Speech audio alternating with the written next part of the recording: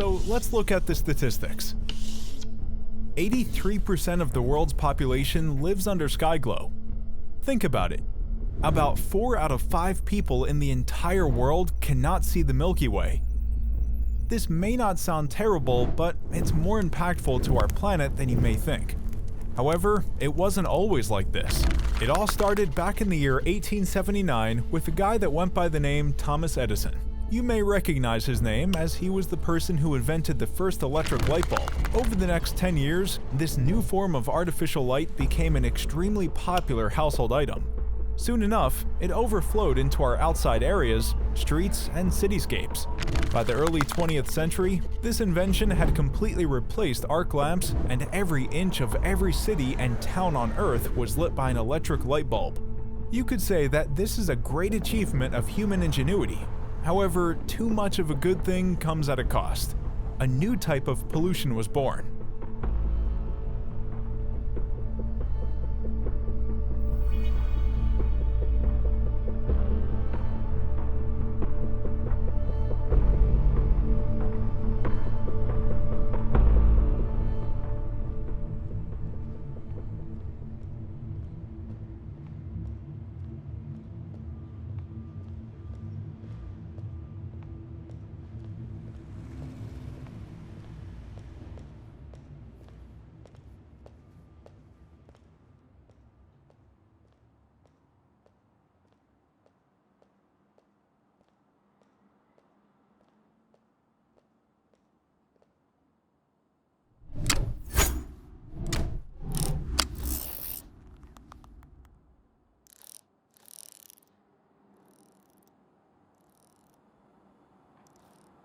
Where have the stars gone tonight?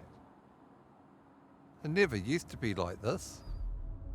This is one of the first effects of sky glow. The world started feeling the effects of sky glow in the early 20th century. As cities and towns expanded over the past 100 years, unnecessary light paved its way into homes, buildings, uncovered streetlights, and billboards. This excessive use of artificial light is either projected or reflected upwards into the atmosphere. Solid and liquid particles then reflect and scatter this light back to the surface of the Earth, blocking people's view of the night sky. It is estimated that sky glow will increase by 6 to 10% every year, meaning sky glow on Earth will double every 12 years.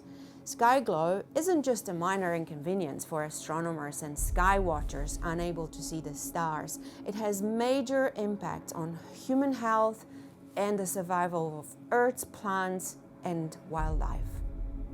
All species have adapted to survive in a day-night cycle.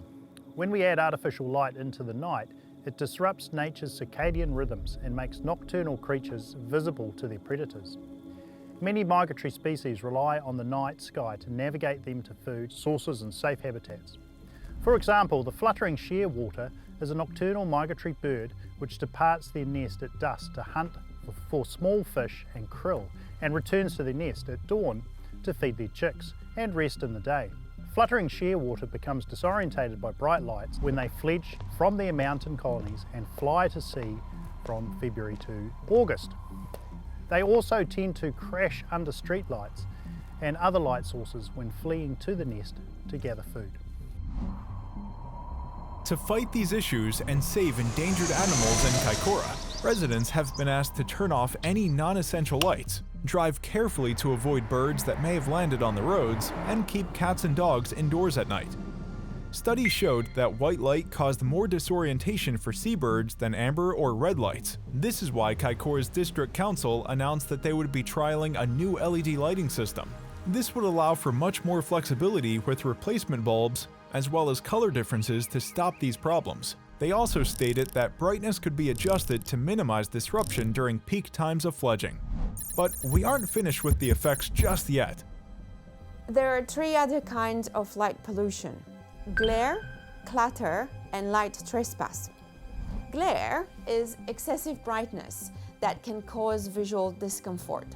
For example, when you're driving at night and the bright headlights from cars dazzle your eyes. Clutter is the bright, confusing and excessive grouping of lights that can be disorientating. such as Times Square in New York or around an airport. And finally, light trespass. This happens when light extends into an area where it is not wanted or needed, like a street light illuminating a nearby bedroom window. What most people don't realise is that light pollution is a silent killer.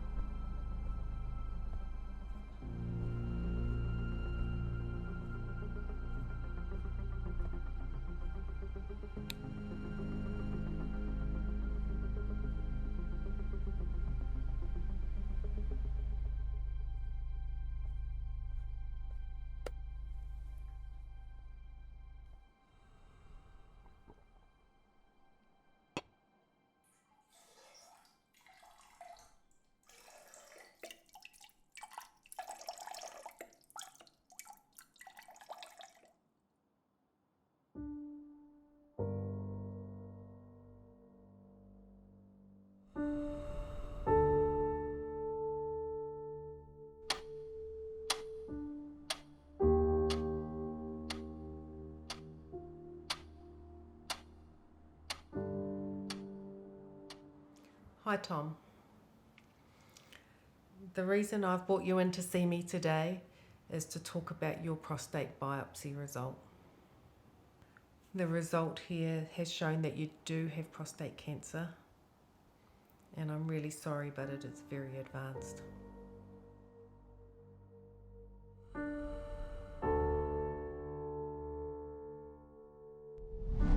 It has been found that certain health problems can be caused by a long-term suppression of our naturally and nightly occurring hormone melatonin.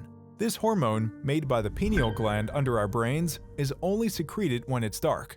It regulates our circadian sleep-wake cycles and other hormonal glands and offers us antioxidant protection. Researchers have found that exposure to bright nocturnal light decreases the human body's production of melatonin. A decrease in melatonin production has been linked to higher rates of cancers, such as breast cancer in women and prostate cancer in men. So when did these problems first get discovered? By 1866, people were noticing the dim stars were no longer visible from big cities such as London and Paris. At first, smoke from gaslights were creating haze. Skywatchers and astronomers had to find new ways to observe the stars. In the second half of the 19th century, awareness of the effects of light pollution began, but efforts to address the growing problem didn't begin until the 1980s.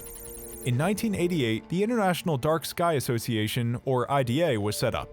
Its program dedicated to recognizing the quality of the world's dark skies and protect them for future generations. The award-winning International Dark Sky Places program was founded in 2001 to encourage communities, parks, and protected areas around the world to preserve and protect dark sites through responsible lighting policies and public education. As of January 2023, there are a total of 201 dark sky places registered around the world, with plenty more on the way. An example of a dark sky area is the Wairarapa region of New Zealand. The Wairarapa Dark Sky Association worked to make sure there are policies for responsible light solutions across the Wairarapa. Here is a member of the association, as well as an expert astrobiologist, to tell you about what they have done to stop light pollution. Hi, my name is Haritina Hari Mogoshanu, and I love the night sky. I've been an astrobiologist and space science communicator for very, very many years. And I am a member of the Wairarapa Dark Sky Association. I've been a member for a few years now. And together with my partner, Sam Lesky, we've been supporting the education and outreach programs and contributed as much as we could to the development and the success of this dark sky reserve, which we have now. I'm Sam Lesky and I'm a science communicator. based here in the Wairarapa. And I've been a long-time supporter of the Dark Sky Reserve, and I think there's a whole bunch of things that you can do yourself to actually reduce light pollution. One of them is put your lights on a timer and have them on a sensor. So when your security light goes off, when the cat walks past, it's not going for hours, it goes off after a couple of minutes. Also, make sure your lights are pointing down so you don't have the lights excessively pointing up and illuminating the clouds. Avoid up lights if you can. And also think about dimming them so they don't have to be so bright.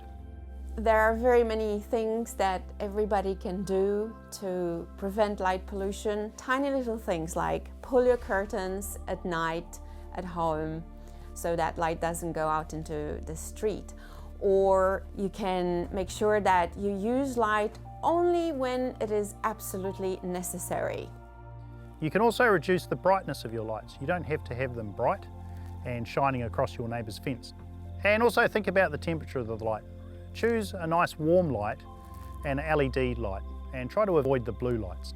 If you want to support the Dark Sky movement in Aotearoa, there is an option now. You can sign a petition to support all of this wonderful work that is being done to keep our skies dark.